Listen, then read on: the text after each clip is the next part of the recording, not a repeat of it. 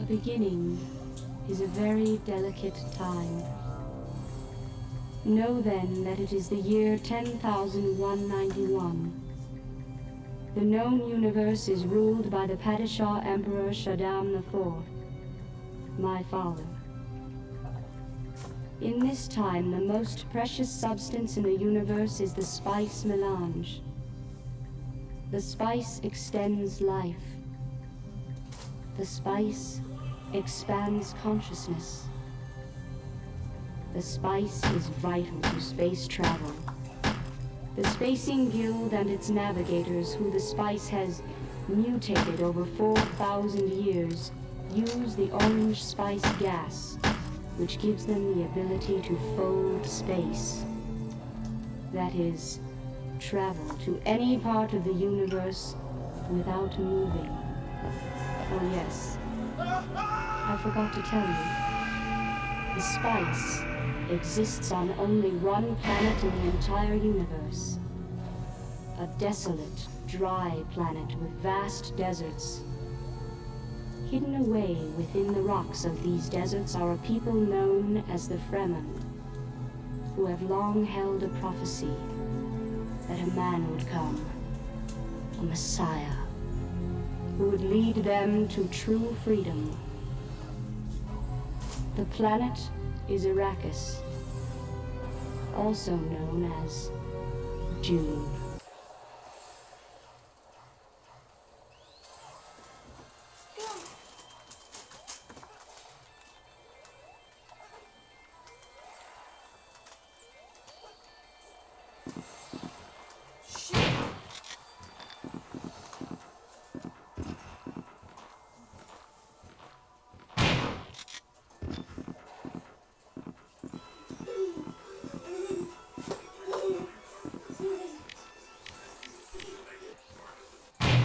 Fans come.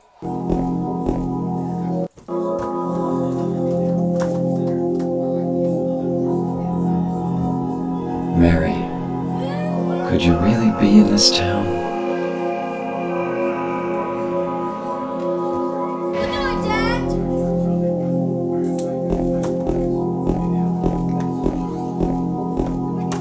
My daddy glasses! Hat?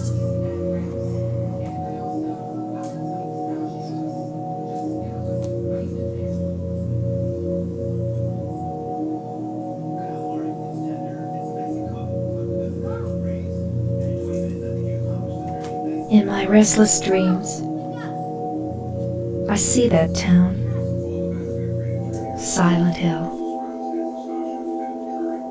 You promised you'd take me there again someday, but you never did. Well, I'm alone there now, in our special place, waiting for you.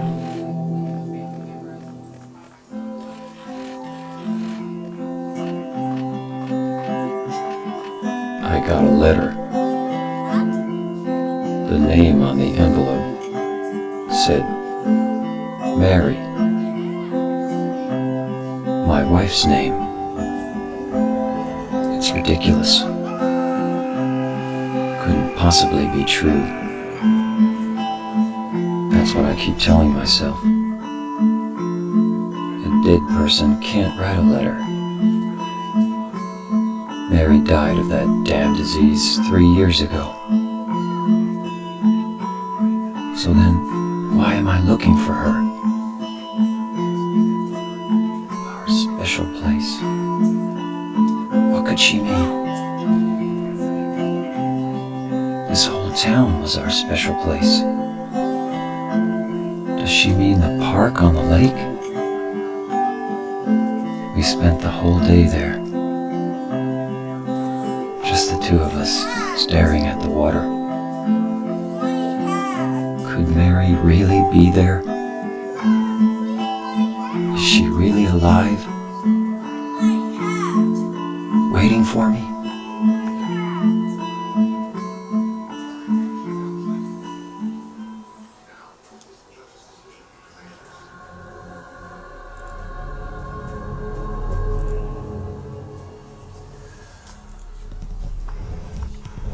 Good evening, this is Orson Welles.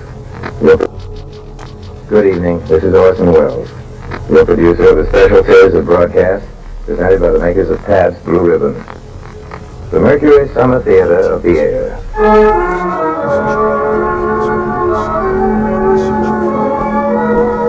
Tonight and every Friday night, Pabst Blue Ribbon presents you with a front row seat in one of the greatest plays ever produced.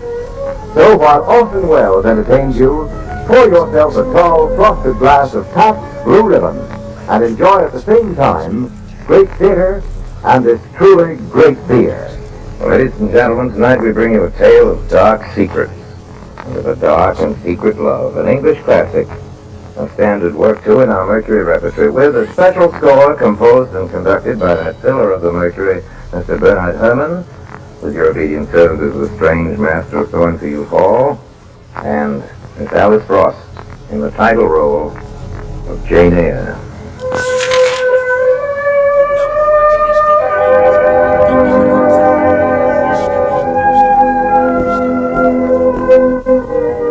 My name is Jane Eyre. I have no father or mother, brothers or sisters. When I was 10 years old, my aunt sent me off to Lowood School. It was not so much a school as an institution for the children of the poor. Soon after I was 18, I placed an advertisement in the Yorkshire Herald, applying for the position of governess. The following week a reply came from a Mrs. Fairfax at Thornfield Hall in Yorkshire. It's J.E., who advertised last Thursday, is qualified to teach the usual branches of a good English education. A situation can be offered her where there is but one pupil, a little girl 9 years of age.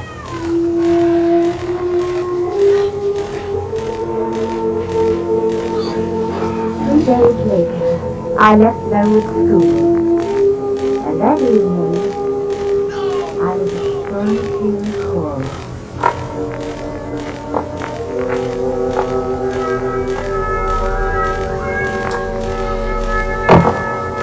How do you do, my dear? Oh, I'm afraid you've had a hideous life. No, indeed, ma'am. Shall I have the pleasure of seeing Miss Fairfax tonight? I am Mrs. Fairfax. Oh, you mean your pupil, Adele. She is not my daughter. The child is Mr. Rochester's ward. And who is he? The owner of Thornfield Hall. I'm merely the housekeeper. Your pupil is his ward. He wrote me to find a governess for her. did not hear and sat almost never. Much of the time he was abroad. That seems strange for a gentleman to own this great house, yet never stop here to enjoy it. You will find, Miss Fair, that Mr. Rochester is in many ways a strange gentleman.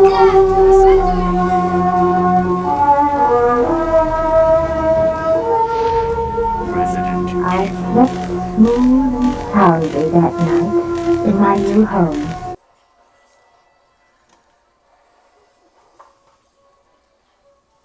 Dad? Dad? What is Dad. this? You want Wow, Pikachu? what a mansion! Pikachu. Dad? Dad? Wesker, where's Chris? Pikachu? Let's go to Pikachu. Stop it! Don't open that door! Dad? Chris is... You want Pikachu? What is it? Let's go to Pikachu. Maybe it's Chris. Now, Jill, Oh, yes. can you go? I'm going with you. No. Chris you're is our not. old partner, you know. Okay, let me handle this. How about Lizzo? Dad? Stay alert! Yes. You're the Pikachu. The Pikachu. Dad, a Pikachu. With the Pikachu, but then with the Pikachu. Hello. Like, Oh, yeah, Pikachu. just like, The Dad, dining room. share. Share. oh, I think I missed my chance. It's way too late to do an intro, but What is it share? begin by simply listening. Yes. Slow down and see just how peaceful today can be. Thank you so much for being here. I think I'm just gonna start it up because you've waited a long time if you're still here. It's gonna be Lucille Ball, Orson Welles, Dinner at 8. Now I know this was a good movie, but I don't know if it was also a play or a book. But Dinner at 8, and everyone loves Lucille Ball. So, the game is Resident Evil. I was tempted to do Resident Evil 4, but I've tried playing it, and it just... This one is a better, it's a better suit to the relaxation level. It's a little low-key, but I gotta solve some puzzles here. That's right. So, begin by simply listening, slow down, see just how peaceful today can be. This is Lucille Ball, Orson Welles, Dinner at 8. And I love how they introduce it. So let's listen to how they introduce it. They can do it better than me.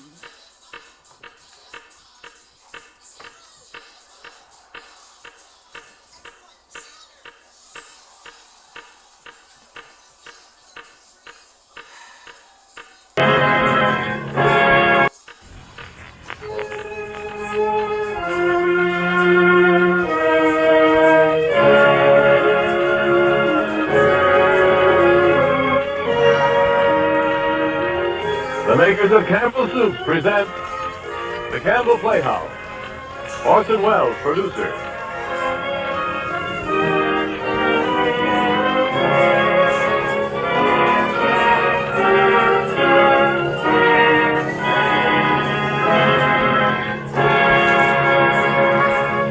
What? Good evening. This is What Orson is Welles. this? Our offering tonight, the celebrated Dinner at 8, among other things, an object lesson for the overwhelming number of people who believe that dinner, preferably to be called supper, and primarily a meal to be eaten at the close of day for the purpose of sustenance against hunger, is to be shared, except on rare occasions, only with the members of their intimate family. George S. Kaufman and Edna Ferber, however, setting their play in the semi-rarefied atmosphere of the semi-upper circles of New York society, have preferred to deal with dinner as an almost unimportant part of a weird social proceeding that's come to be known as a dinner party. Actually, we're never shown the dinner in Dinner at 8.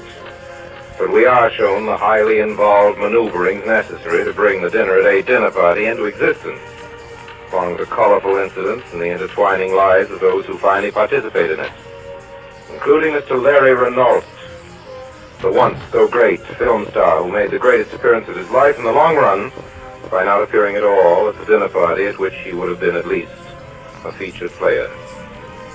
Our guest stars tonight are three: Marjorie Rambeau, Hedda Hopper, and Lucille Ball.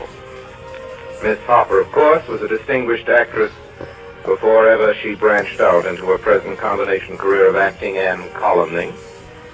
Miss Lucille Ball is the beautiful and talented young lady whose position in Hollywood is becoming increasingly more important.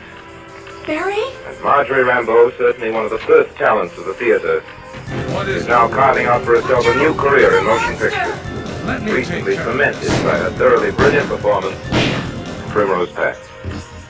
But before tonight's story, dinner at 8. What is it? Kenneth was killed too. Maybe by this creature. Anyway, let's report this to Wesker.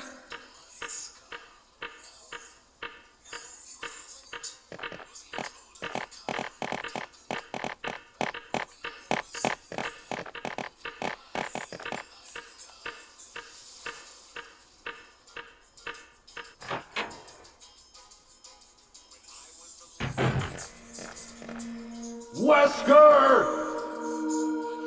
Help me look for him, Jill. And don't leave this hall for the time being.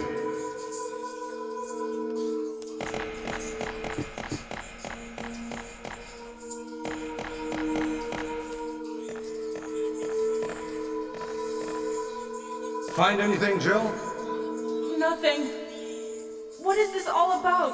I can't figure it out at all. Beats me, too. Now it's Wesker's time to disappear. I don't know what's going on. Well, it can't be helped. Let's search for him separately. I'll check the dining room again. Okay, I'll try the door on the opposite side. This mansion is gigantic. We could get into trouble if we get lost. We should start from the first floor, okay? And Jill, here's a lockpick. It might be handy if you, the master of unlocking, take it with you. Thanks. Maybe I'll need it.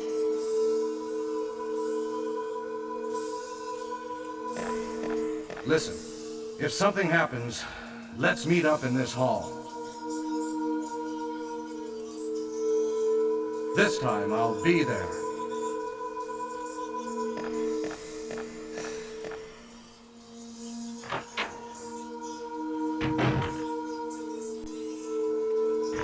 Mr. Ernest Chappell has a seasonal reminder for the ladies. Mr. Chappell. Thank you, Orson Welles. And that reminder is this: whether you at your house have dinner at 8 or supper at 6, I hope you're not forgetting the good health rule: hot soup for cold days. Certainly these February days are real soup weather, and there's just nothing more heartwarming than piping hot plates of vegetable soup, the good old-fashioned homey kind. Now, Campbell's vegetable soup is just that kind, and that's why more and more women are giving up making vegetable soup and turning to Campbell's. You see, you can tell instantly that Campbell's vegetable soup is made the good old-fashioned home way. You can tell it in the deep flavor of the rich, slow-simmered beef stock. You can tell it in the taste of the garden vegetables, 15 different vegetables all told. And most of all, you can tell it by the way everybody all around the table enjoys this stout, nourishing vegetable soup of Campbell's. So my cold weather reminder is this: serve Campbell's vegetable soup just once.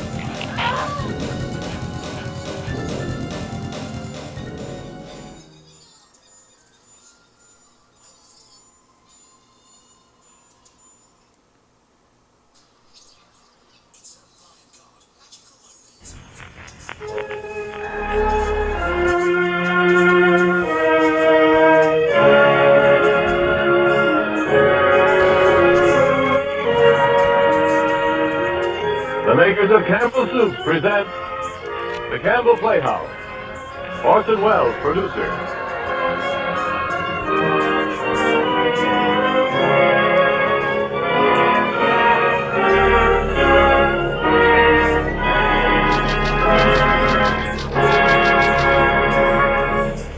Good evening. This is Orson Welles.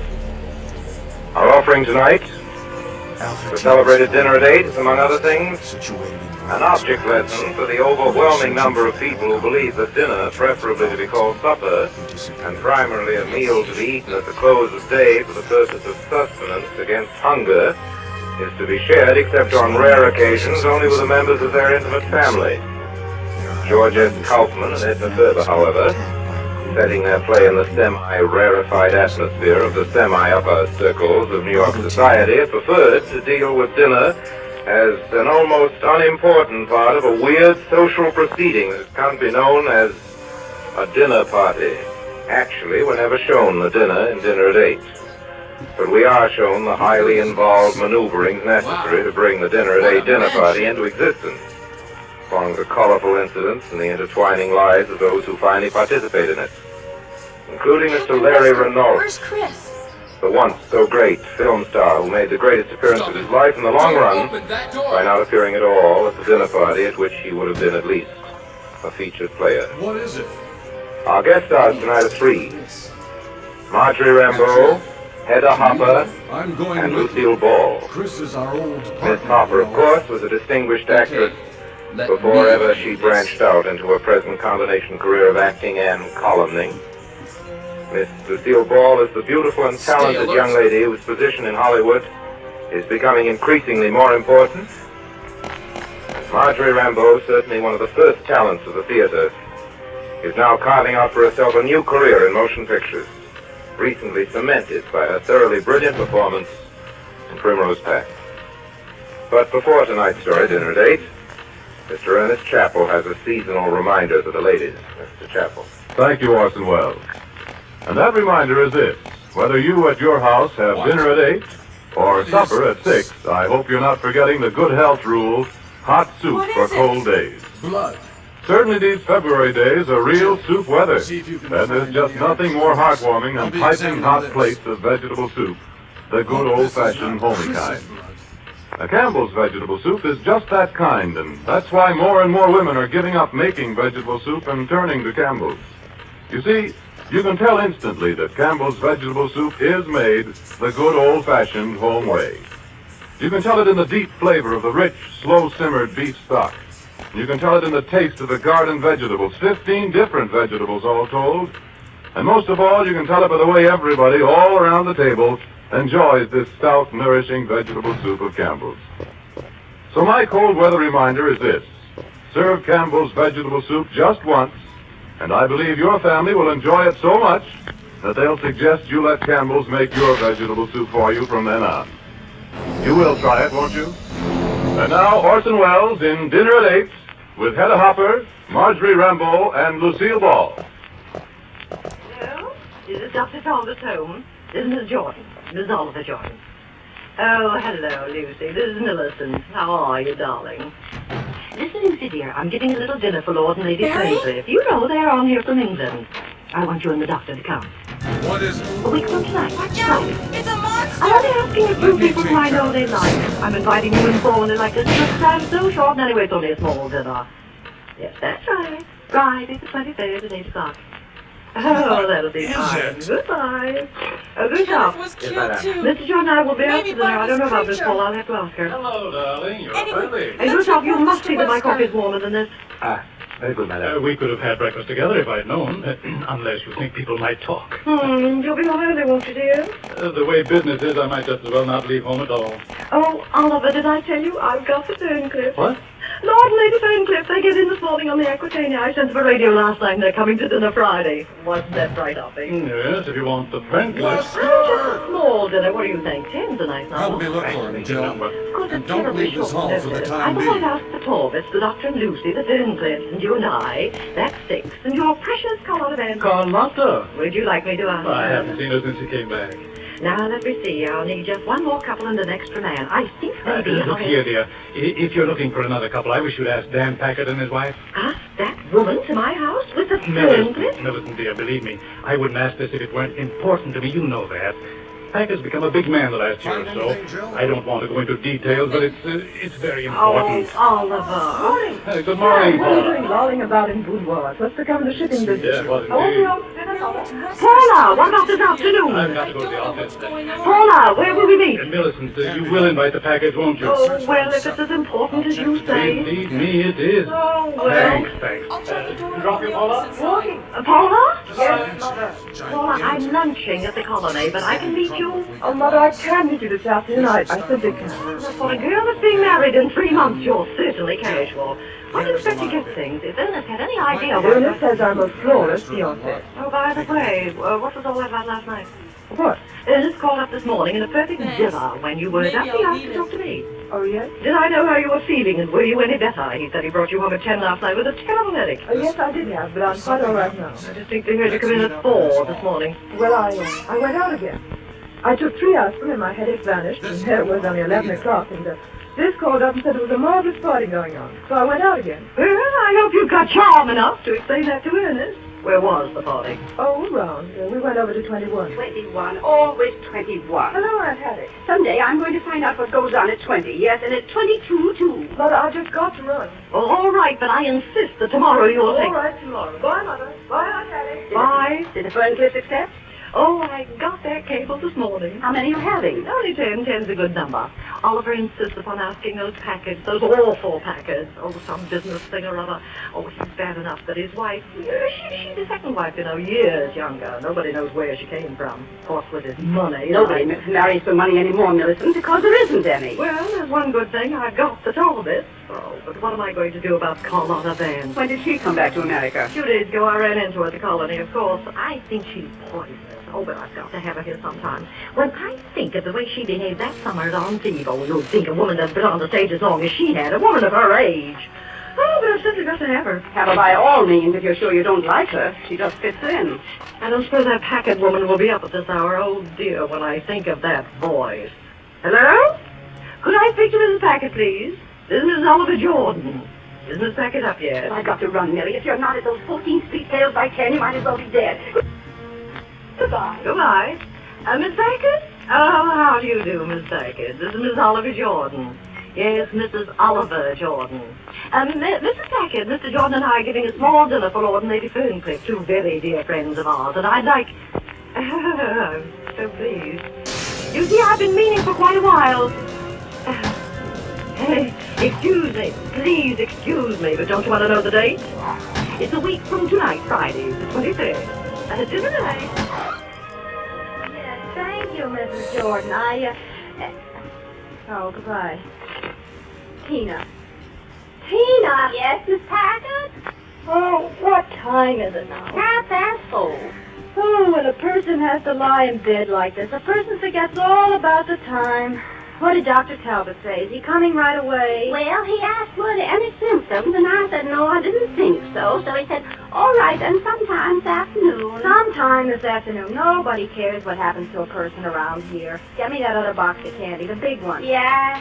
Not that big one, you dope, the other big one. Yes, Miss Packard. I used to like candy wrapped in different colors. You didn't know what was in each color till you bit into it. Now I know what's in each color. It's just as bad as if it weren't wrapped at all. It's worse.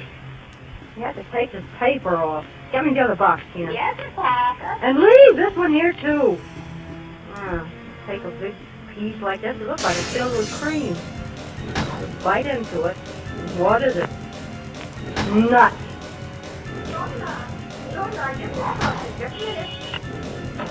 Young woman, where's Mr. Jordan? I'm sorry, have you an appointment? I don't need an appointment. I'm Carlotta Van. If you'll sit down, madam, I'll tell him you're here. And don't call me madam. Hey, you can't go in there. No, Oliver, darling. Carlotta, this is the surprise. Excuse me just a minute, dear. This is pretty important. Once again, Fosdick, the Castilian isn't sailing tomorrow. There's no use sending her out when she hasn't got enough cargo to keep her down in the water. She can go next week. I don't care about the Santa Clara. She'll have to wait, too. Ducky, your hat. I don't care if no Jordan boat has missed the sailing in 60 years. They're going to miss them now. What distinguished grades at Temple? Oh, Oliver, you do look... Excuse me, Father. I'll have to call you later. No. Lotta, well, you're looking marvelous. Do I? Really, do I? Don't I? Sit down. Let me look at you. What are you doing over here? I'm trying to mend the shattered fortune. You picked a good day for it, and the right part of town, too. If you look out at the window, you can see all our financiers sitting on those benches. Now, come on. Who did you come all the way down to the battery to see? Not me. Well, not to deceive you, I came down to see a Mr. Nosy Pants that called himself a customs inspector. Why shouldn't I own 6 fur coats? Perfectly reasonable. And then, having straightened out Mr. United States Customs Inspector Gestapo, what did I cite but the Jordan line? And I said to myself, maybe the old gent is in. And here you are. I'm delighted, Carlotta. But why really did you... Oliver, darling, I'm as flat as a milk pond. I haven't assumed... Oh, come now, Carlotta. How about all those gilt-edged securities? And your theater? My theater? Why, that theater alone ought to bring you enough to live on. That's my chief reason for coming over. To try to get rid of that rat trap. But what's the matter with it? May I take you for a stroll down 42nd Street and a little look at the Carlotta Vance Theater? It's between the Flea Circus and a Chili Bowl. It's had 6 weeks of booking in the last 2 years. Special matinees of a Greek actress named Maria Choreopoulos playing Sophocles, How Are You, in the original Greek. That filled a long-felt want. 5 months later, they sucked in a little gem entitled Papa Love Mama. 3 days. This season, they haven't taken the lock off the door. It's now known as the Spider's Rendezvous, but you can't collect rent from them. You know, when he gave me that theater, I thought it was a pretty magnificent thing of the old boy. I wish now I'd taken a sandwich. Oh, now, Carlotta, you always exaggerate. I'll bet you're just rolling in wealth. The kind of wealth that I have, that isn't worth a nickel today. What have I got? Railroad, oil, cotton? That's what they gave you in my day.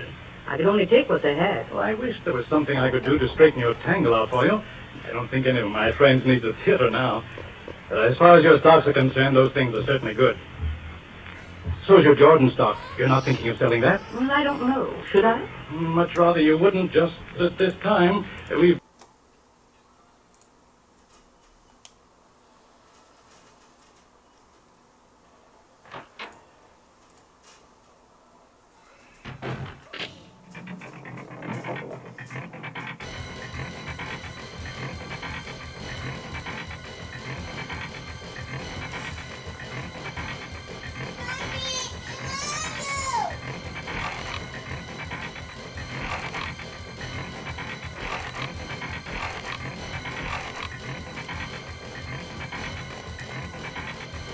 Hey, what's going on? Jill? Is that you, Jill? What happened? Barry, help me, please. The door won't open. Quick! Stay away from the door, Jill. I'm going to kick this door down. Hurry! This way!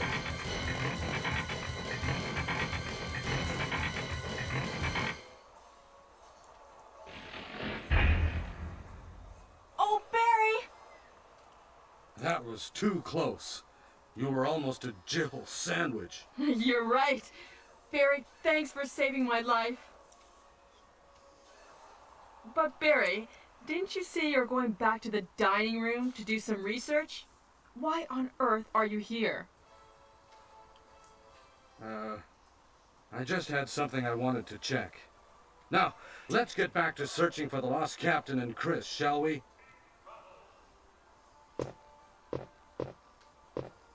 Thank you, Barry. Yeah.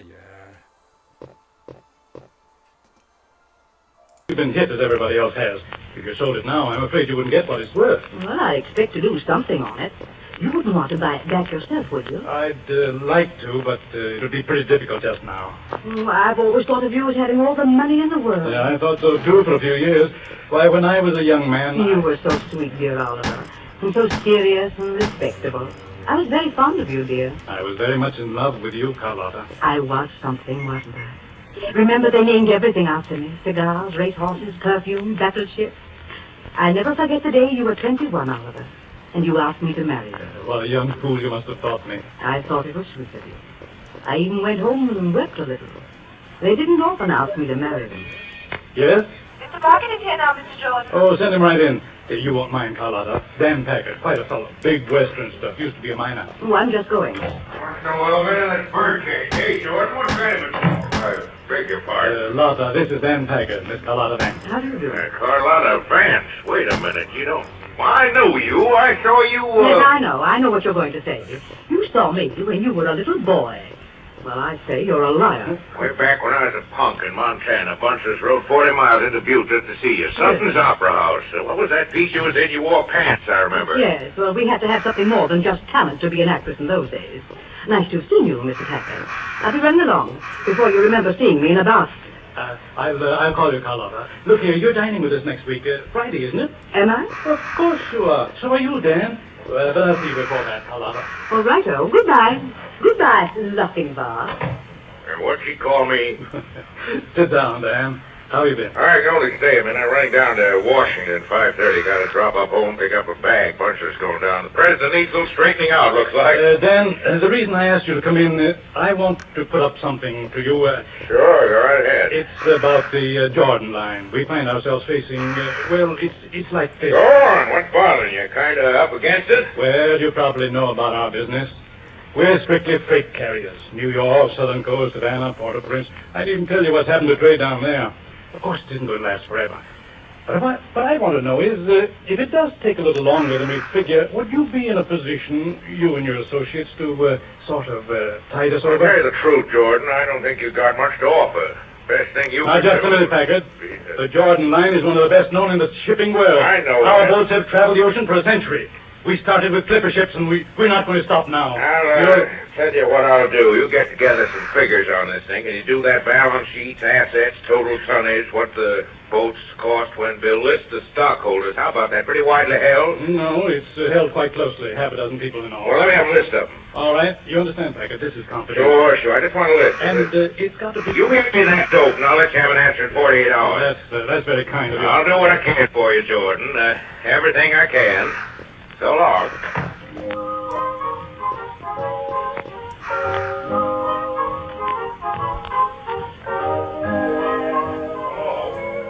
It's Mr. Packard. Hello? Don't I know it? Hey, you in bed again? What's the matter? I don't feel good, and take off your hat when you come into my bedroom. Anyway, tip it. Look at me, never sick a day in my life. I go out and do things. Tina, Yes, Mr. tell Packard. Charles to pack me for overnight. Yes, sir, I go out and do things. That's because you're an extrovert and I'm an introvert. What? Dr. Talbot says you're an extrovert and I'm an introvert, and that's why I have to be quiet a good deal and have time to reflect here. Reflective? What have you got to reflect about? I got to think and act at the same time. That's what... You know why I'm going to Washington tonight? Because the president wants to consult me about the affairs of the nation. That's why. What's the matter with him? Everything's the matter with him. That's why he's standing for me. I'll tell you something else if you want to know. It wouldn't surprise me a bit if he offered me a cabinet job. Now, what do you know about that? Oh, there was a dinner in New York once, and all the girls got candies full of diamonds. Well, we ought to be married to some of the guys that you learn to preach. Well, I went into an office this afternoon. Fellow begged me. Turns out he can't even keep a little business going. I juggle 50 things, and he can't handle one. Here's the blow-off. I've been trying to get hold of just this kind of layout for the past 2 years, and the sap hands it to me. Only he don't know it. Going to send me a full list of stockholders. I buy up what I need, and it's all over but the shooting Lou. Dan Parker, who's the best shipping line between here and the tropics, and Mr. Oliver Jordan is out on his ear. Oh, we're going there for dinner next Friday, and I'm going to wear my new Well, pink. what? Mrs. Oliver Jordan called me up, and they're giving a swell dinner, and we're invited. Well, we're not going. Oh, yes, we are. If he's a sucker, that's his funeral. Business is business. I can't go walking into the man's house Presidents eating... in Washington and all those rummies, but you can't go anywhere with me. We're not going. Once in our life, we get asked to a classy house, and I got a new dress that'll knock their eye out, and we're going. We are not going. Yeah, so, you big crook, you pull a dirty deal, and it ruins my social chances. Well, you can't get away with it. Oh, go lay down. I won't. We're not going, and that's all there is to it. Oh, Danny, please, Danny. No, we Kitty aren't wants to go. Kitty wants to see all the great big lords and No. ladies in the beautiful house. Danny Winey, it's for Lord Ferncliff and Lady Lord Ferncliff? Yeah, please, Danny Winey. What'd you say? It's for Lord and Lady Ferncliff from England. They're an English Lord and Lady. You know who it is, don't you? He's one of the richest men in England. Is that rich? I've been trying to meet him for years. He and I did. You know what I'll do? I'll buy up that Jordan stock through dummies. I'll use Baldridge and Whitestone, fellas like that, to keep my name out of it. Out of what? Out of getting control of his right, I told you. You did not. You never tell me anything. All right. But I gotta be going first. I want to break. Bye, kitten. Tell Charles to meet me with my bag bid off at 11 o'clock. So long, kitten. Bye. Tina, quick.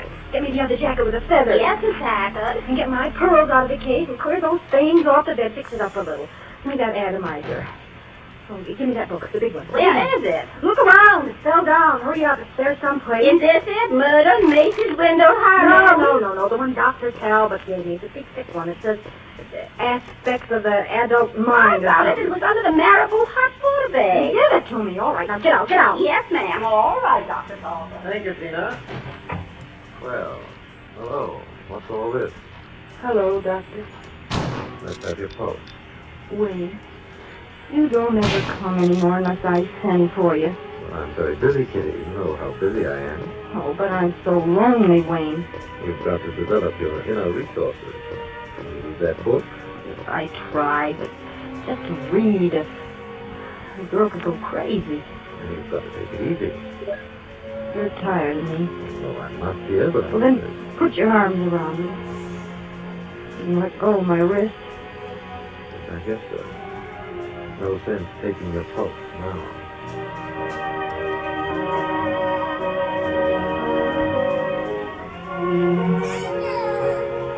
Nonsense, Hattie. A cup of tea would be good for you. And me, too. What's this, I wonder? It's watercress jelly with mayonnaise, the two things I hate most in the world, together. Oh, I'm simply dead. Mrs. Dawson. Yes, Gustav. Mr. Townsend phoned. He regrets very much that he cannot come to dinner on Friday the 23rd. He will be out of town. Oh, well, Hattie, I've got to begin all over again. I bet if I called one man this morning, I called 10. Would you believe it? There just isn't an extra man in all New York.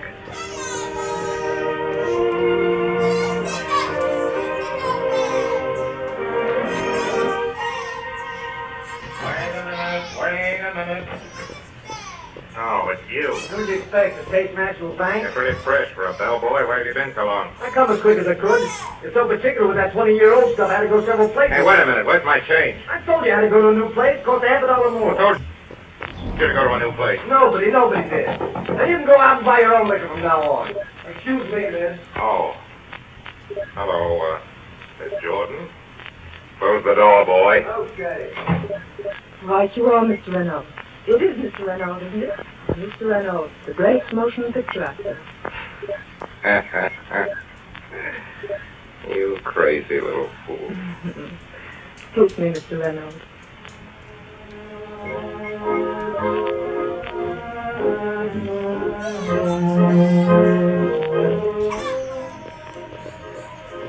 Now, Hattie, who can I get?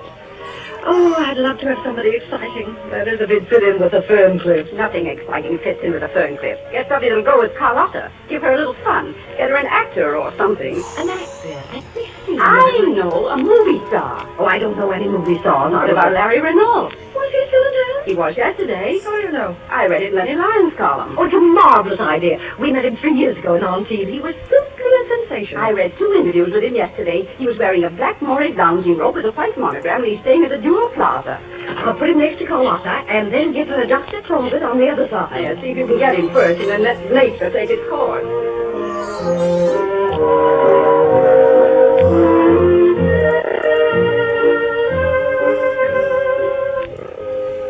Oh, Larry, do you love me? You know I do. Well, I just thought I'd ask. Oh, Larry, darling, let's go somewhere tonight, you and I. Let's get a car and drive up the river and have dinner. You crazy little fool. Tonight's the night I'm having dinner at your mother's, don't you know that? Oh, Larry. You know, if she never finds out I know you. Oh, Larry, don't. I have to.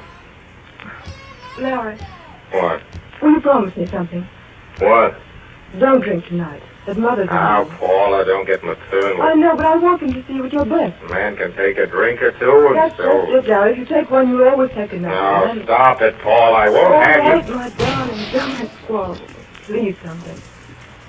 Well, what about the play? Larry, when do you start Right. rehearsal? Monday? I think so. I just had a call from Max Kane. He's coming right over. I suppose everything's settled. You have a drink? No. Yeah, here's to us. Yeah, I suppose the show's all right. Max seems to think so anyway. You know how these agents are. They run you practically.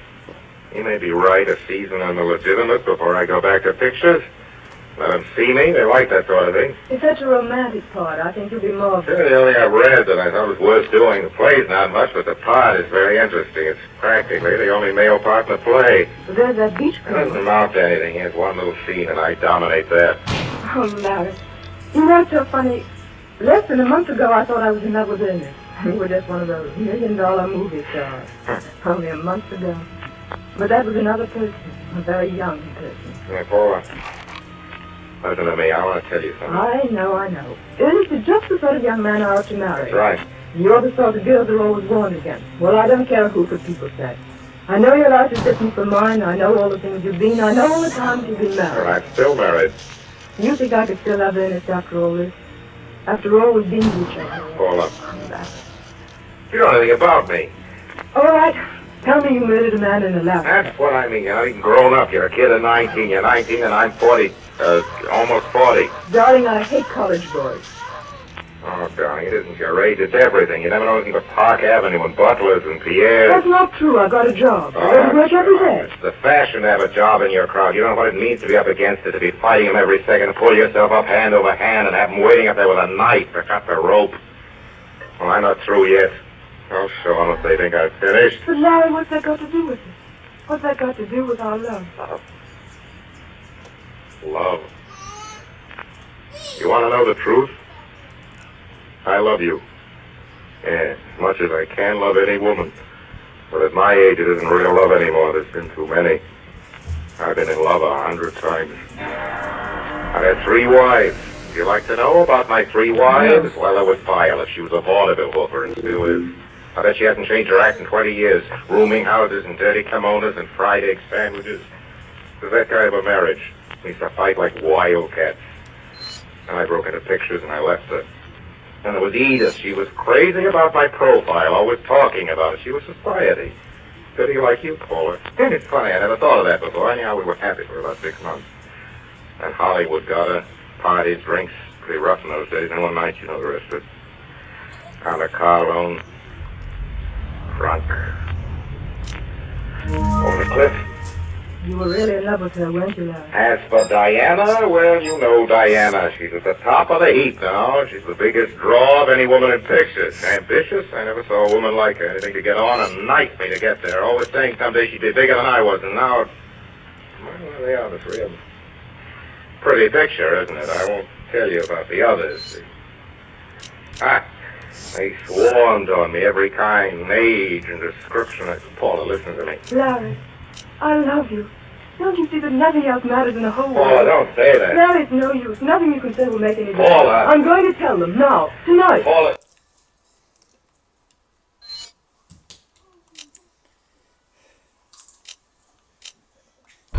Resident Evil 4.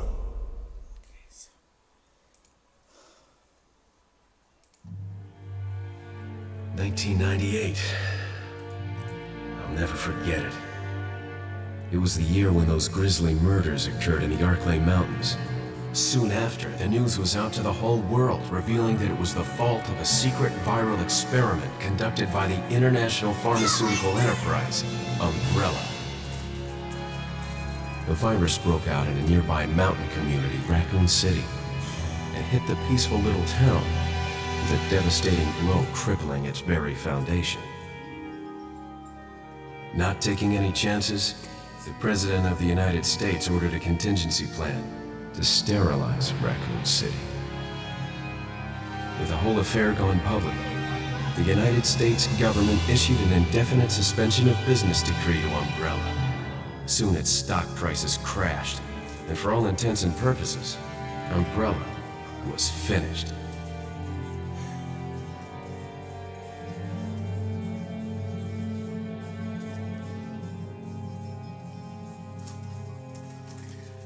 The heart 6 years have passed since that horrendous incident.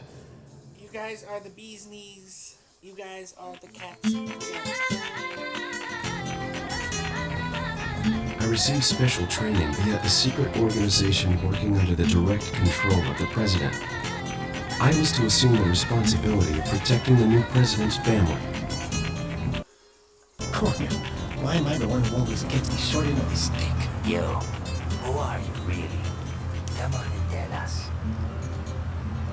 You are a long way from home, cowboy. You have my sympathies. Guess that's a local's way of breaking the ice. Anyway, you know what this is all about. My assignment is to search for the president's missing daughter. What? All by yourself? I'm sure you boys didn't just tag along so we could sing Kumbaya together at some Boy Scout bonfire. Then again, maybe you did. Oh, you crazy American. It's a direct order from the chief himself. I tell you, it's no picnic. I'm counting on you guys.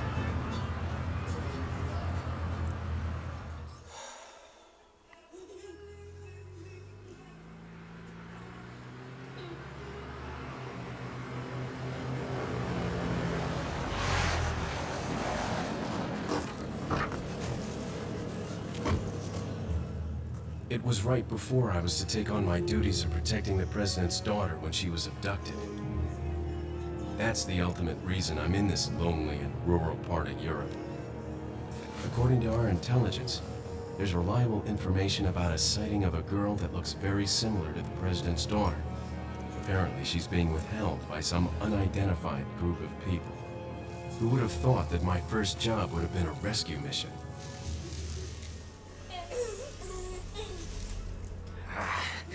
It's freezing. So cold all of a sudden.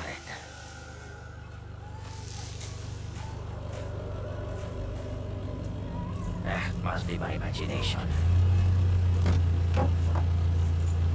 Sorry it took so long.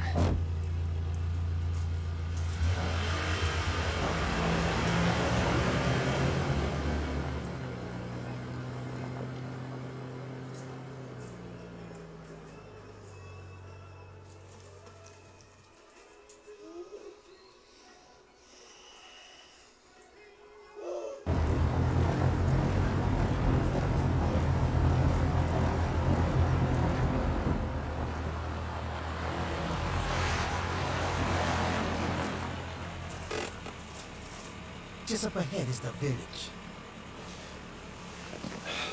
I'll go and have a look around.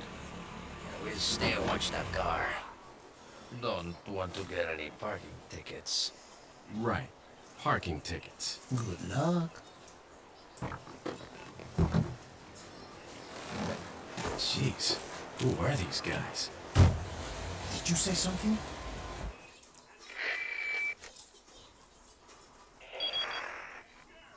Leon.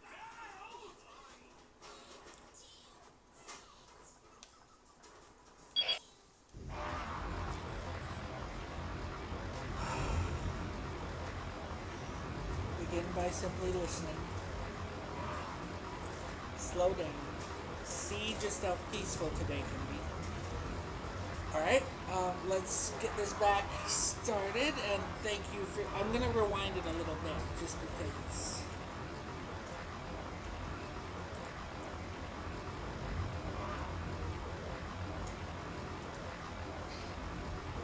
Less than a month ago, I thought I was in love with Ernest.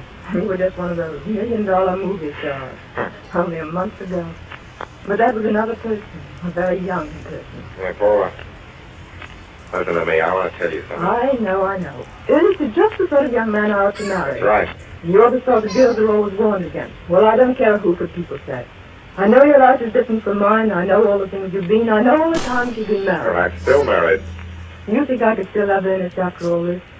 After all we've been to each other? Paula. I'm back. You know anything about me. All right. Tell me you murdered a man in a lab. That's what I mean. You're grown up. You're a kid of 19. You're 19 and I'm 40. Almost 40. Darling, I hate college boys. Oh, darling, it isn't your age. It's everything. You never know anything but Park Avenue and Butlers and Pierre's. That's not true. I got a job. I go to work every day. It's the fashion to have a job in your crowd. You don't know what it means to be up against it, to be fighting them every second, to pull yourself up hand over hand and have them waiting up there with a knife to cut the rope. Well, I'm not through yet. I'll show them if they think I've finished. But Larry, what's that got to do with it? What's that got to do with our love? Love. You want to know the truth? I love you. Yeah, as much as I can love any woman.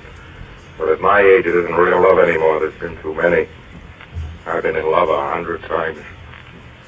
I've had 3 wives. Would you like to know about my 3 wives? Well, there was Violet. She was a vaudeville hooker and still is. I bet she hasn't changed her act in 20 years. Rooming houses and dirty kimonos and fried egg sandwiches. Sir? It was that kind of a marriage. We used to fight like wildcats. And I broke into pictures and I left her. And there was Edith. She was crazy about my profile, always talking about it. She was society. Pretty like you, Paula. It's funny, I never thought of that before. Anyhow, we were happy for about 6 months. I was wondering if And you might Hollywood got recognize a a girl in this party, photograph. drinks. Pretty rough in those days. And one night, you know the rest of it. Found a car alone. Front. Sorry about it. Over the cliff.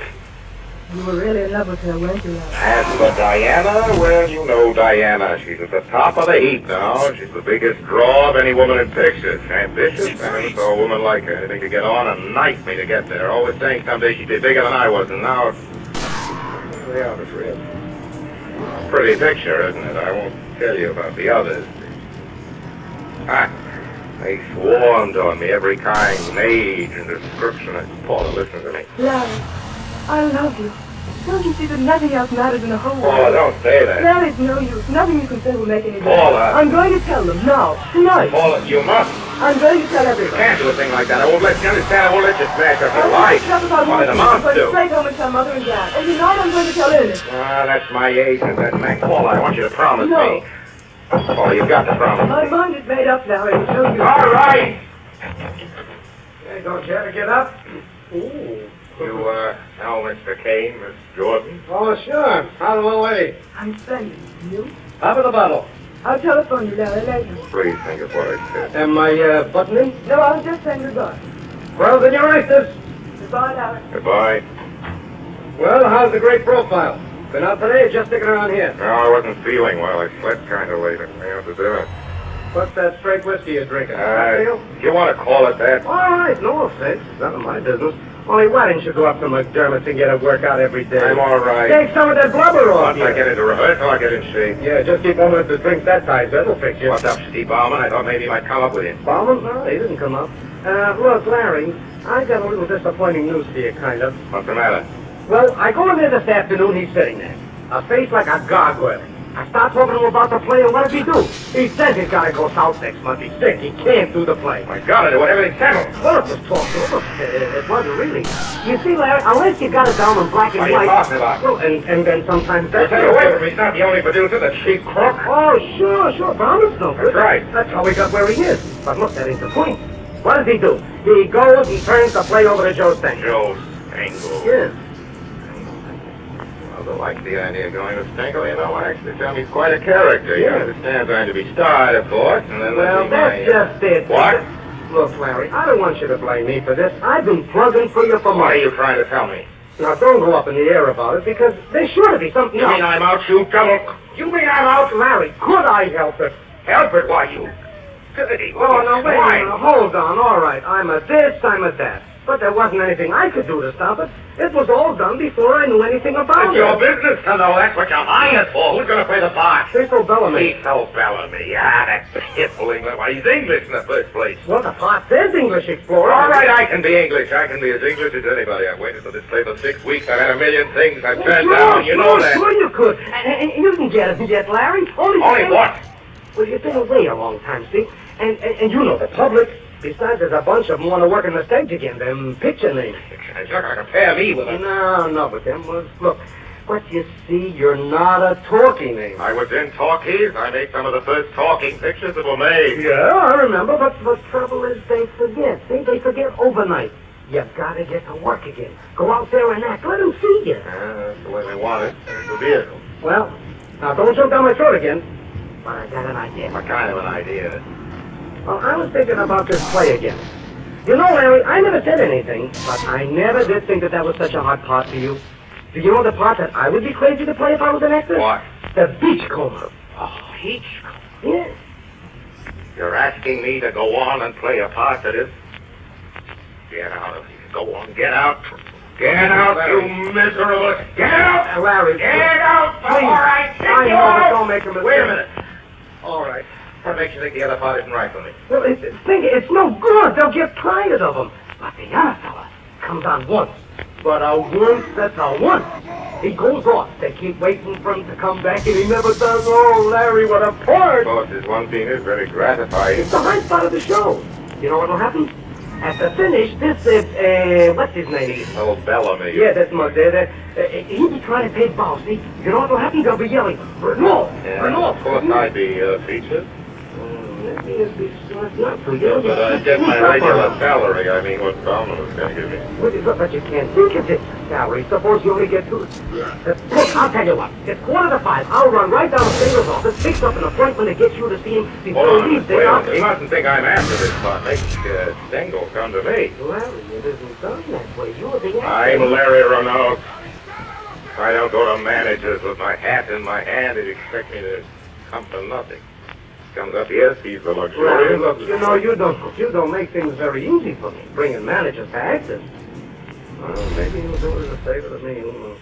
You know, I used to be Joe's office boy. Look, how long are you going to be? Oh, a long time. I'm not dining till 8. Well, if I can do it, I'm good. But look, Larry, darling, if he comes up to me, if you want to watch Bad question. we can't afford to let this part get away. Max, I must say you've got a funny slant on this whole thing. It's not I that can't afford it. Stengel Oh, can't sure, afford sure. Yeah, well, goodbye. Goodbye, Max.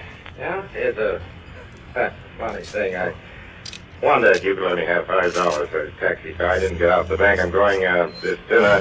What do you think? I've got 17 cents. Yeah, I see. Very funny. But look, I only got enough to get back to the office. Max. I'll bring it to you when I come back. When I come back, Larry. Everything will be all right when I come back.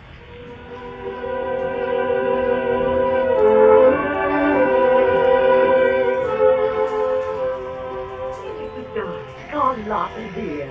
I just popped in. I thought Oliver might be home. Well, if there's anything I could tell him for you. No, it's business. These just came, madame. Oh, how lovely. Tell us the roses color. Bridget is my favorite rose. Aren't you going to read the card? That's more important than the flowers, I always say. Lord and Lady Faircliff, oh, how thoughtful of you. Not Stinky. Flowers from Stinky. Stinky. Stinky Franklin. All his friends call him Stinky. I didn't know you even knew them. I think of Stinky loosening up for flowers. Why, nobody in London will believe it. Once he dropped the shilling down the grating and he made them dig up Piccadilly to get at it. How amusing. Hello, dear. Hello, darling. Carlotta wants to talk to you, Oliver. I'll be tactful and manage. What's the matter, Carlotta? Something wrong? Oliver, Ducky, you won't be cross with Carlotta, will you? I told the man I want to ask him first, but he said it had to be today. There was some sort of meeting, so... Well, and then I got so worried about it. What are you trying to tell me? Well, Oliver, sweet. Poor Carlotta was so stony broken. It was such a chance, so I sold my daughter's house. I hope you don't mind. Who'd you sell it to? His name was, well, he was really quite a sweet fellow, such a charming manner. The name was right here on the check, Mr. Baldridge, James K. Baldridge. Baldridge, eh? Somebody bought the Jordan stock from the Sapley sisters this afternoon. Only it was a fellow by the name of Whitestone bought theirs. Your stock must really be worthwhile if all these people want to buy it. I do hope I haven't caused you any trouble, Oliver. No. I'll answer it there is probably for me. See you later, Carlotta. No, Oliver, you shouldn't take business so serious. Come on. Yes? Yes, Miss Jordan? Watson to secretary? Yes. Oh, but you must be. Oh, but they can't. Oh, but they can't go to Florida. They're coming here to dinner. Oh, but it's not possible. I'm giving the dinner for them. They've gone. Oh, but people don't do things like that. But letting me know at this hour. Oh, I don't care how something like you should have let... Well, all I can say is I never heard of such a thing in all my life. Never. Papa, what do you want? Mother, I must talk to you. What? It's about Ernestine. I must talk to you. I can't.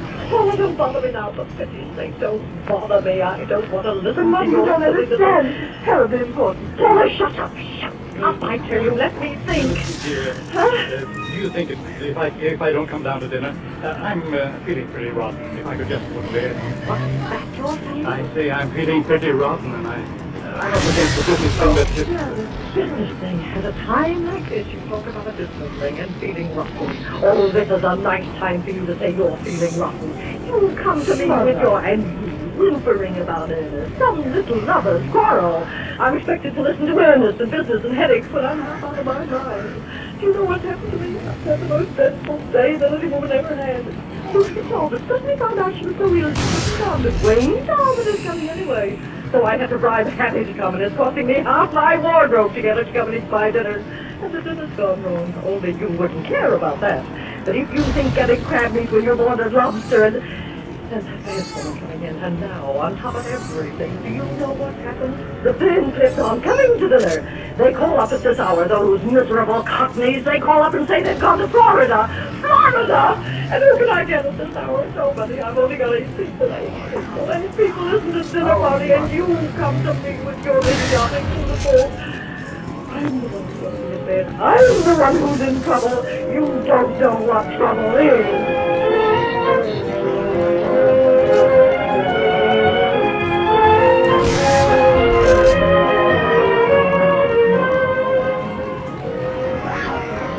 You are listening to Orson Welles in the Campbell Playhouse presentation of Dinner at 8 with Hedda Hopper, Marjorie Rambeau, and Lucille Ball. This is the Columbia Broadcasting System.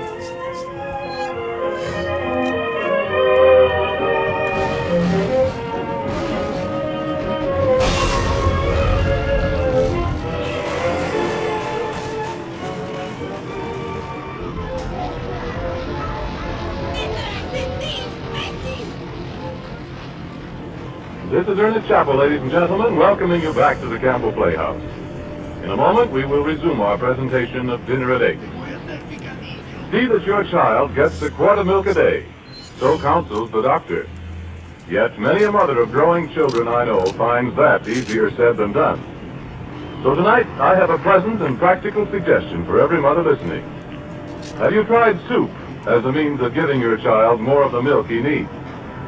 Let me tell you about 4 soups in particular that mothers everywhere are choosing for this. They are Campbell's tomato soup, Campbell's pea soup, Campbell's celery soup, and Campbell's asparagus soup. Nearly every youngster likes these soups, and when you prepare any one of them as a cream soup by adding milk instead of water, your child gets the double benefit of the good vegetable nourishment of the soup and the high nutritional value of the milk. Now let me repeat the Campbell soups I mentioned before. They are tomato, pea, celery, and asparagus. I wish I had the time to describe each soup to you, but I urge you to serve them in turn and find out for yourself how good they are for both the children and the grown-ups in your family, especially when prepared with milk. And now Orson Welles resumes our Campbell Playhouse presentation of Dinner at 8 with Hedda Hopper, Marjorie Rambeau, and Lucille Ball. Hello? What time is it? Time! What time is it? 7:45. Thank you.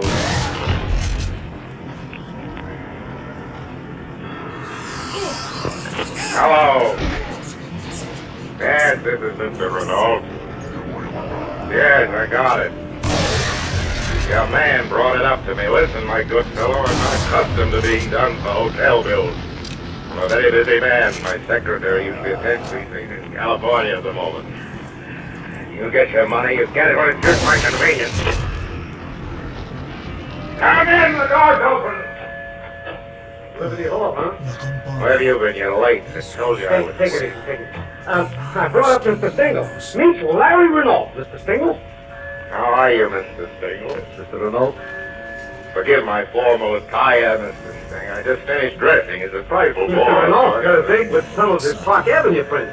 Those big picture people, they're pretty social. Yes, I've heard. No, wait. Sit down, Mr. Stingle. Don't you want to take your coat Oh, off? sure he does. Take off your coat, Mr. Stingle. We've got a minute. Yeah, Larry, suppose we get right down to brass tacks, huh? All right, my good fellow. Well, Stingle, you got to produce this play. You want me to act in it? Well, this is just getting acquainted, Larry. You see, he's crazy to play the part, Mr. Just a minute, let's get this straight. I understand, Mr. Kane here, that you wanted to know if you'd be willing to portray the beachcomber in this thing. That you wanted me. No, gentlemen, what's the difference which one is? He wants to do it, and you want us to do it, so what's the difference? A lot of difference. Larry, please. In the first place, if I decide to accept this part, and I don't say I will, it'll have to be built up. There's an actor for you. No matter how good the part is, right away they want it built up. Built up. The fellas got one scene, they find him dead on the beach. This ain't a spiritualism play. No, well, you're forgetting one thing, Stingle. Don't forget I'm Larry Renault. Larry, please. Now listen, Stengel. I'm a name. And I know it, and so do you, and I'm not going to go on and play second fiddle in any cheap English hand. 8,000 a week, that's what I got. And I was going to get 10, only... Well, don't think you're doing me a favor, giving me a part in your ratty little play, because I'm doing you one. I think maybe we're keeping you from your dinner, Mr. Now, listen, Joe, he doesn't mean it. What do you mean? You're doing a second-rate show. You don't want real artists. Well, you're English, and we'll give you what you want. Larry, you don't know which All right, Max. I'll see you tomorrow. I'll take you to the... I wouldn't be in your office. I didn't come to your office, did I? Not Larry Renault. You came to see me. And you know why? Because I'm an important artist. And you're a cheap pushcart producer. Pushcart! Go with all of you. What is it? What do you want? Why don't you and your pushcart friends leave me alone? Oh, Larry, you drunken fool. Now bring him up here. I go down on my hands and knees to do it, and you... I can't believe that any man would... Well, that's bad. Just a minute. I got time to say to you, too. You know what I think? It's you. You that got the play away from Bauman and gave it to Stengel. It's you did me out of that part, you double-dealing rat. I've been suspicious of you all along. You're in with the managers. You're taking my money and working for them. You don't say. Working for the managers, huh? And taking your money. Me that you're into for $500 in touches. All right. If you think I've been lying to you all this time, you're going to get the truth now. Renault, you're through. Get out! I'll get out, yes, and stay out. But get this place. I never worked so hard to put over anybody as I did you. You think I told you all the things I tried? No. Because I couldn't come to you and tell you what they said. I was too sorry for you. You were sorry for me? Boy, though, why, every time I walked into the booking office, they leaned back and roared. Called me Maxie the Gray Snatcher. And the radio. Remember I told you I hadn't seen the right fella? I saw him. Only he saw me play. Trying to throw a scare into me, let me tell you. Right, yeah, you never was an actor. But you did have looks. Well, they're gone. You don't have to take my word for it. Look in the mirror. They don't lie. Take a good look. Look at those pouches under your eyes. Take a look at those creases. You got wattles under your chin. You sagged like an old woman. Get a load of yourself. What's the matter? Afraid? You ain't seen nothing yet. Wait till you start tramping around the offices looking for a job. No agent will handle you. Wait till you start sitting in ante-rooms hours and hours, giving your name to office boys who never heard of you. Get through and all. Get through in pictures, and plays, and vaudeville, and radio, and everything. You're a corpse and you don't know it. Go get yourself buried.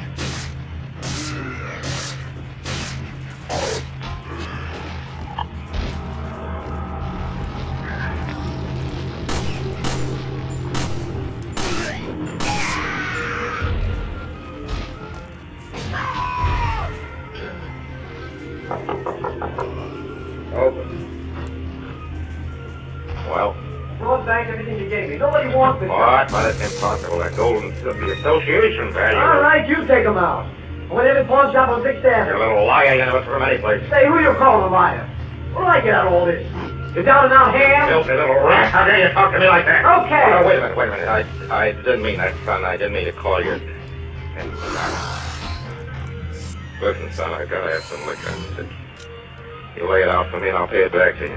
What kind of stuff is this? I got it. I'll pay you back. Pay you back tomorrow. No, you won't be here tomorrow. What? You heard me. Now you look swell sleeping in the park in that monkey suit.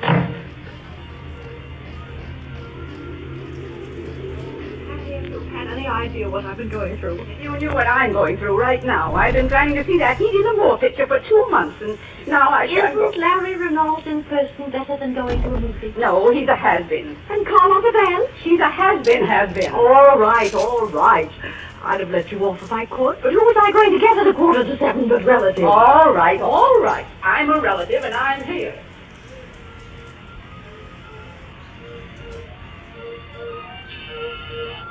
Who's that? How do you do, Mr. Note? How do you do? Mr. Note, the hotel finds itself in an awkward predicament. We've just had a communication from some very old clients of ours, Mr. and Mrs. Sherman Montgomery. Possibly you know them. They've been making this their home for many years. April winter, and the ball was occupied this particular suite, 39 suite. Well, you know how people are, nothing to do but please room. Vacation, like home. Now, we've just been notified that they're coming in tomorrow. Tomorrow, that's okay. Tomorrow. So, under the circumstances, I'm afraid we've asked you for these rooms. Oh? Well, what other rooms have you got for me? Well, that's just the trouble. There isn't any place we can put you.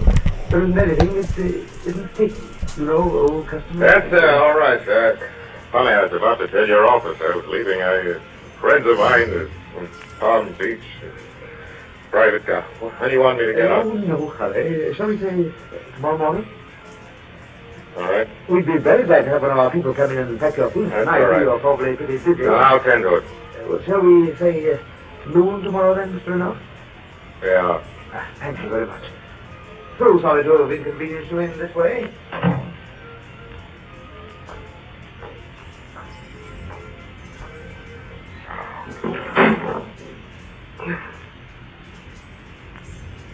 Well, another drink.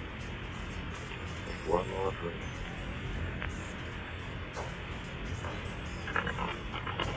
Hello.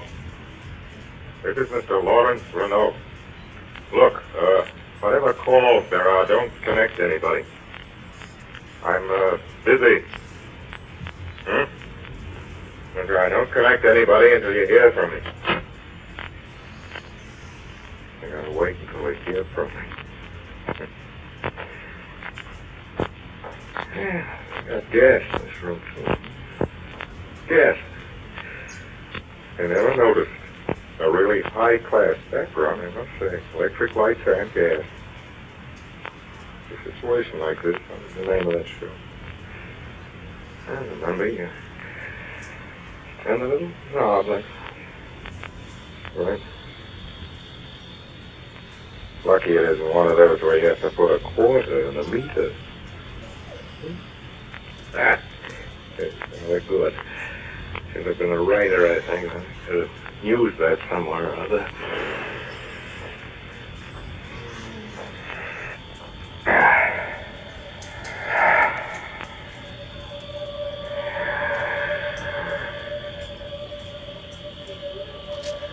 I guess I'll show 'em. Can't do this to me.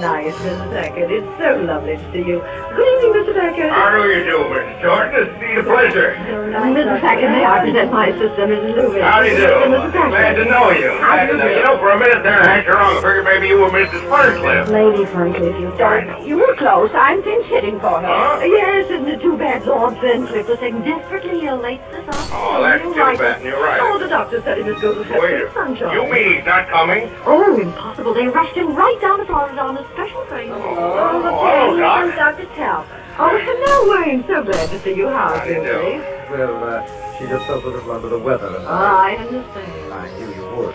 You're looking very lovely, Millicent. Thanks. Let me see now, Mr. Packard. I don't believe you've met Dr. Talbot and Mrs. Packard. Oh, we've met. How do you do? I know Dr. Talbot. He sure does.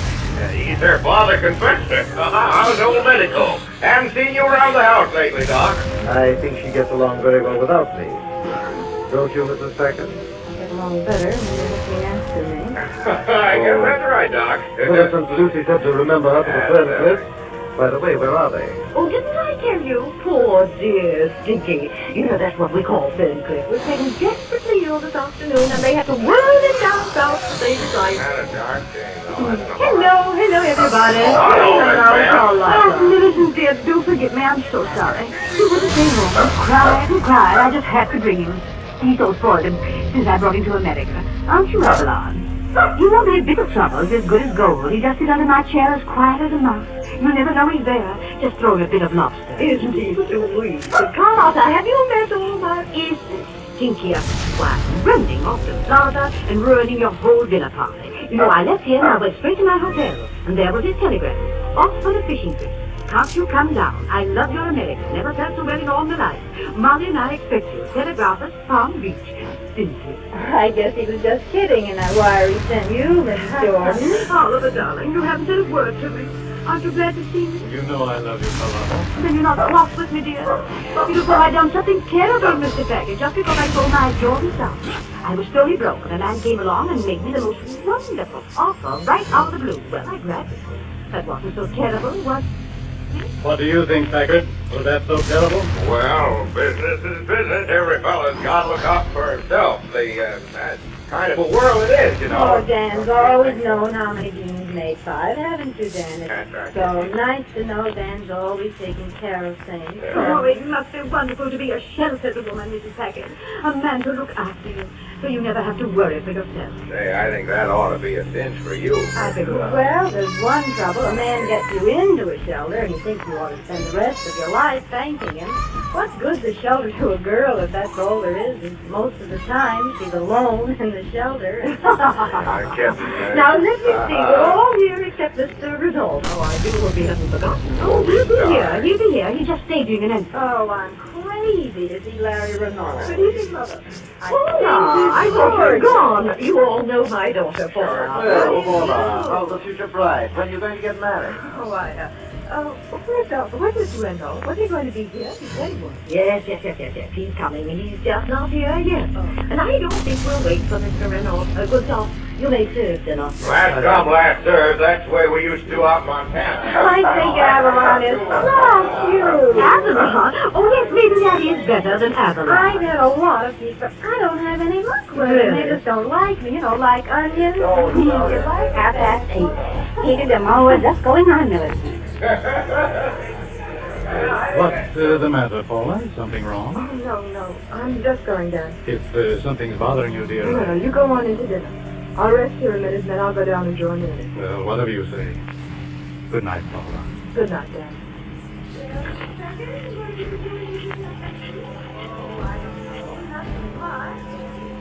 Hello? This is your daughter. I want to talk to Mr. Larry Renault.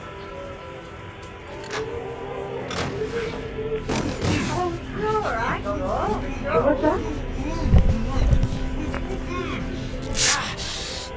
But I think it's because you got connected. Oh, never mind my name, just... What? You're not like them? The police. No. You? My name is Paula Jordan. I'm sure Mr. Renault hasn't done anything to... One very important question. You got a smoke? What? Got gone. Perfect. The big cheese. What?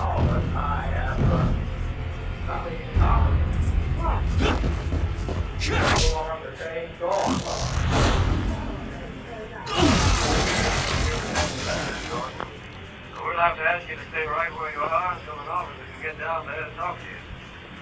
Hello? Jordan. Hello? Jordan?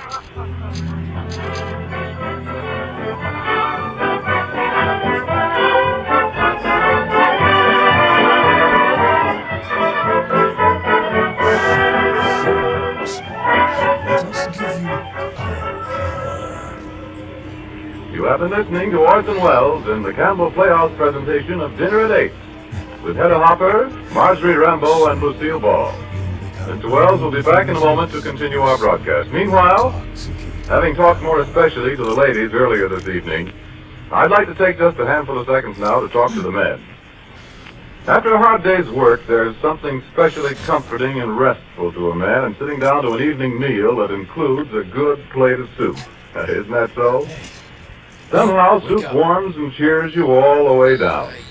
Now let's say it's a piping hot plate full of Campbell's vegetable soup. An inviting aroma drifts up from it that sharpens your appetite. What's going on here? And tender, luscious vegetables abound in its rich, rugged beef stock. You dip your spoon again and again, and when you finish the last delicious spoonful, you somehow feel that all's right with the world. Well, here's an evening well begun. And so, just a hint for you and for your wife. Wouldn't a plate of Campbell's vegetable soup taste good at, say, supper tomorrow night? And now, if you please, Mr. Wells. She's the president's daughter.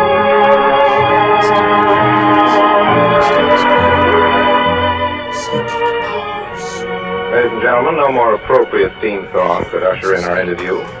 Please permit me to present at this time our three guest stars of the evening. Miss Marjorie Rambeau, Miss Hedda Hopper, Good evening. and Miss Lucille Ball. Good evening. I know, Hedda, I'm making an awful mistake in being polite to you because it is perfectly certain that this will lead to something vile in your column, but I'm sincerely glad to see you tonight. Well, now comes the bus, am I right? Well, I was wondering whether you're aware of how much time you spent on the telephone in our broadcast this evening. It seemed to me, Heather, that... Well, no matter how long you thought I was on the telephone as Millicent Jordan, I assure you it was really a vacation. By Don Amici, the modern column as we know it has been born, or inversely. Let me say a few words as current events, Mr. Wells. Please, Miss Rambeau. Things were so much nicer in those days when there were no columns. I remember... Oh, do tell us what you remember, Miss Dale, when there were no columns and no railroads and no steamboats and no... Now, just one moment. Just because I'm willing to remember my memories and not forget them as... Lady, will you, say something, Miss Lucille Ball, to get things more peaceful? Oh, I'd be glad to. On behalf of Kitty Packard, I think Mrs. Jordan and Mrs. Vance ought to make up their minds to call it a day, both of them. Just because a girl wants to have a little fun and not sit around all the time like a piece of furniture or something, you think butter would melt in their mouths the way those old... Thank you very much, Lucille. You managed to straighten everything out just beautifully. If I may, however, and seriously and truly, I'd like to thank all three of you ladies very much in your own persons. Hedda Hopper, Marjorie Rambeau, and Lucille Ball. Thank you very much. Good night, and please come back again, ladies and gentlemen. Carlotta Vance with Marjorie Rambeau, Millicent Jordan with Hedda Hopper, to whose sponsors of her program, Hedda Hopper's Hollywood, we're indebted for their kind permission in permitting her to be with us tonight. Kitty Packard with Lucille Ball. Oliver Jordan was played by Charles Trowbridge, who first created the part in the Broadway production. Hattie Loomis was played by Clara Blandick, Paula by Mary Taylor, Dr. Talbot was Edgar Berrier, and Max the Agent was none other than the inimitable Mr. Benny Rubin. Mr. Packard and Mr. Renault, were played and were probably all too recognizably your obedient servant. Music is always composed and conducted by Signor Bernard Herrmann. Next Sunday night, we bring you, ladies and gentlemen, Only Angels Have Wings, a merry chronicle of the goings-on in the Central American tropics, when a serious young lady of the chorus engaged in the frivolous business of cafe entertaining finds herself in the midst of some frivolous young gentlemen engaged in the serious business of flying the mail. Our guest star will be one of Hollywood's gayest and most attractive young women, Miss Joan Blondell. Miss Blondell, you may recall, was prevented by illness from being with us last Sunday when we presented Mr. Deeds Goes to Town, incidentally the comedy based on Clarence Buddington Kellen's story, Opera Hat. And so, until then, till next Sunday night, and Only Angels Have Wings, my sponsors, the makers of Campbell Soups, and all of us on the Campbell Playhouse remain, as always, obediently yours.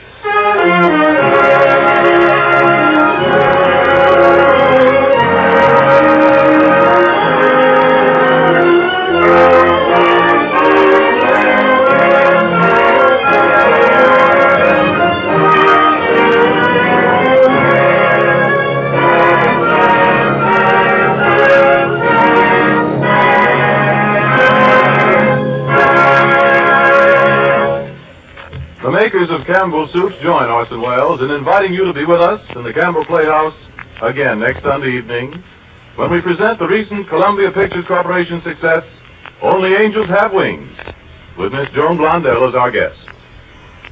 In the meantime, if you've enjoyed tonight's Playhouse presentation, Won't you tell your grocery store tomorrow when you order Campbell's vegetable soup?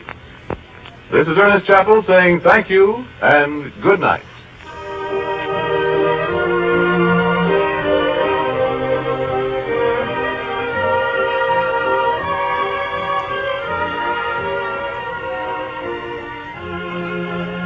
This is the Columbia Broadcasting System.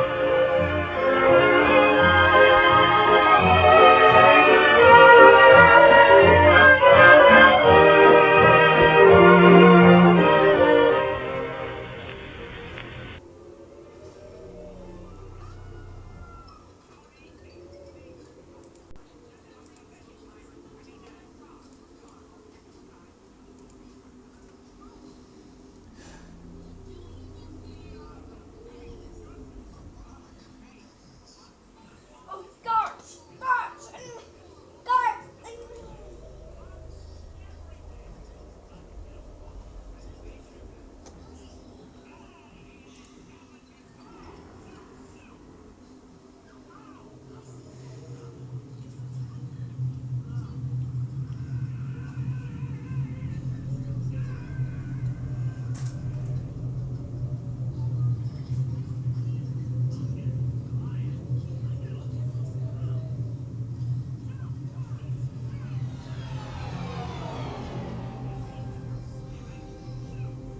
A beginning is a very delicate time. Know then that it is the year 10,191. The known universe is ruled by the Padishah Emperor Shaddam IV, my father. In this time, the most precious substance in the universe is the spice melange. The spice extends life. The spice expands consciousness. The spice is vital to space travel.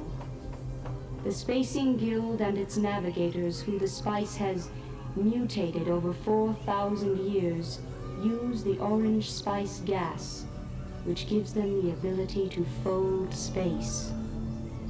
That is, travel to any part of the universe without moving.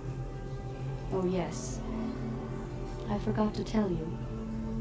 The spice exists on only one planet in the entire universe. A desolate, dry planet with vast deserts. Hidden away within the rocks of these deserts are a people known as the Fremen, who have long held a prophecy that a man would come, a Messiah, who would lead them to true freedom. The planet is Arrakis, also known as June.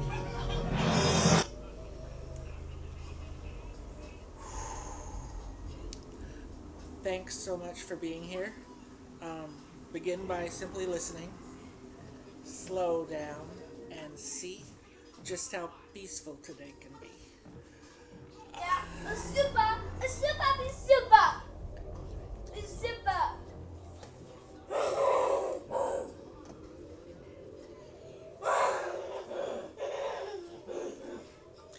That was a really fun one.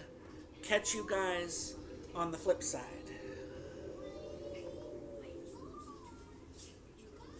Are you stars?